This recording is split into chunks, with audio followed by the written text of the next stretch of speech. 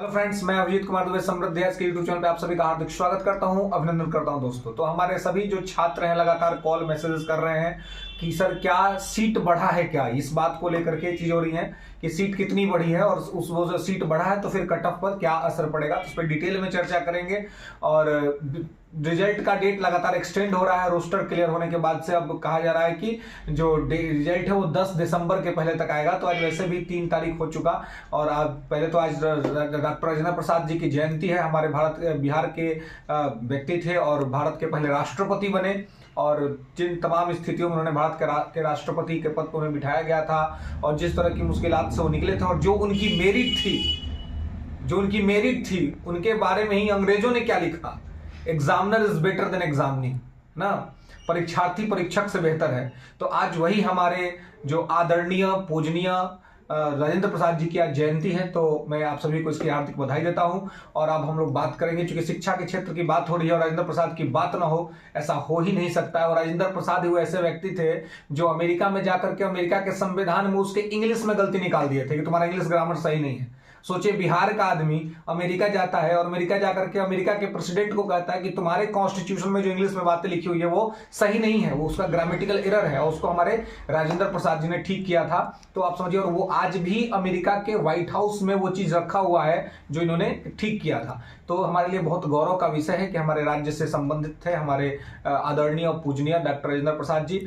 तो चलिए हम बात करते हैं कि जो टीचर वैकेंसी में अभी टीजीटी और पीजीटी का रिजल्ट आना बाकी है, 9, 10, 11, 12 का रिजल्ट आना बाकी है। और जो पीजीटी में जो सीटों की संख्या है वो बढ़ी है, ये अच्छी खबर है छात्रों के लिए। यानी हर जगह तो सीट कम ही दिख रहा है, या सीट जितना था उतना से कम पे रिजल्ट आता था, लेकिन पीजीटी में ये चीज दिख रही है कि सीट जो है सो वो ज्यादा हुआ है, सीट बढ़ा है। तो जब सीट बढ़ा है माफ करिएगा थोड़ा, सीट बढ़ा है तो ऐसी स्थिति में क्या है कि आपको कट ऑफ पे इसका असर बढ़ेगा ही। जब घटता है तो कट ऑफ बढ़ता है, और जब सीट बढ़ता है तो उसकी स्थिति में कट ऑफ भी जो है वो क्या होती है, कम होती है।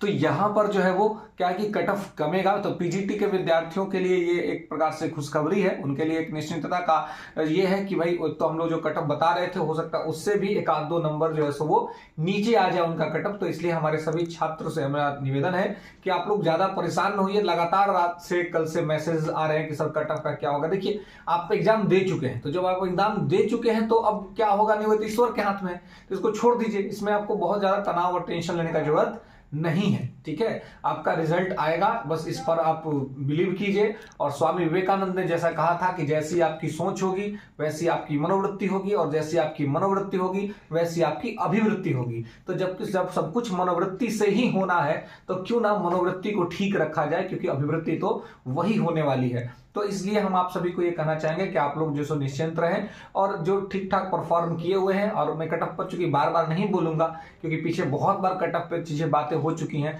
तो इसलिए अब आप लोग कहते हैं कि सर कट ऑफ पे बताइए, कुछ लोग कहते हैं कि हमेशा कट ऑफ आता है।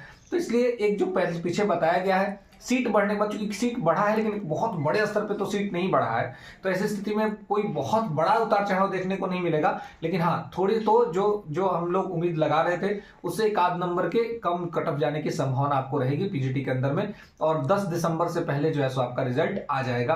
और जैसा कि हमने कहा था कि टीआरई 4 के लिए आप प्रिपरेशन करते रहिए। टीआरई 4 आएगा ही आएगा, ये निर्विवाद रूप से ये स्पष्ट है कि टीआरई 4 आएगा। इसलिए आपको ज्यादा टेंशन और तनाव नहीं लेना है। आपको ये नहीं सोचना है कि रिजल्ट नहीं, ये टीआरई 4 नहीं आएगा, टीआरई 4 जरूर आएगा और कंफर्म है कि आएगा। इसलिए आपको ज्यादा टेंशन और तनाव नहीं लेना है। टीआरई 4 के लिए आप जो है सो क्या करें, तो अपना प्रिपरेशन करते रहिए। एनसीईआरटी और एससीईआरटी के बुक्स का शॉर्ट नोट्स बनाइए, लगातार उसका रिवीजन करिए, वही आपका मूल आधार है सक्सेस होने का, सफल होने का। तो टीआरई 4 जरूर आ रहा है। और ये जो 2024 में जो बिहार विधानसभा का चुनाव है उससे पहले टीआरई 4 हो जाएगा, और टीआरई 4 के भी टीचर को ज्वाइनिंग करा दी जाएगी, इसमें कहीं कोई दो राय नहीं है। इसलिए आप ये ना सोचें कि नोटिफिकेशन आएगा, ये होगा वो होगा, तब आप तैयारी कीजिएगा। आप देख लीजिए, बहुत से लोग हैं जो टीआरई 3 में फेल कर गए, तो उनकी बहुत सारी गलतियां थी, उस गलतियों की वजह से फेल कर गए, क्योंकि वो टाइम से पढ़ाई नहीं किए, रिवीजन नहीं किए, और एग्जाम जब समय पे था तब जाकर के पढ़ाई करना शुरू किए थे। तो वो बहुत बड़ा अपने आप में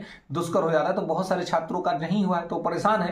तो इसलिए उनको मैं यही कहूंगा कि परेशान होने का और शोक मनाने का समय नहीं है। अगर आप शोक मनाइएगा तो आपको बहुत ये हो जाएगा। तो आप बिल्कुल शोक मत बनाइए, और आप आप परेशान मत होइए। अब आप क्या करिए, तो आप लग जाइए कि आपको प्रिपरेशन करना है और आपको जो है सो कि एग्जाम में रिजल्ट हासिल करना है और अपने गलतियों से सीखना है कि कहाँ पर गलती हो गई, कहाँ पे गलती हुई जिसकी वजह से हम टीआरई 3 पास नहीं कर पाए। और जो हमारे फ्रेशर हैं जो कि पहली बार अटेम्प्ट ही लेंगे टीआरई 4 में, उनको मैं कहना चाहूंगा कि आप प्रीवियस ईयर, आपके पास टीआरई 1, टीआरई 2 और टीआरई 3 3 साल का प्रीवियस ईयर पेपर है।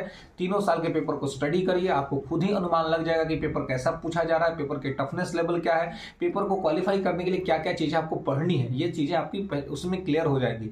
तो ये दोनों चीज करके आप इसको करिए, तो इसमें कहीं कोई नहीं है कि आपको सक्सेस होने से कोई रोक पाएगा दोस्तों।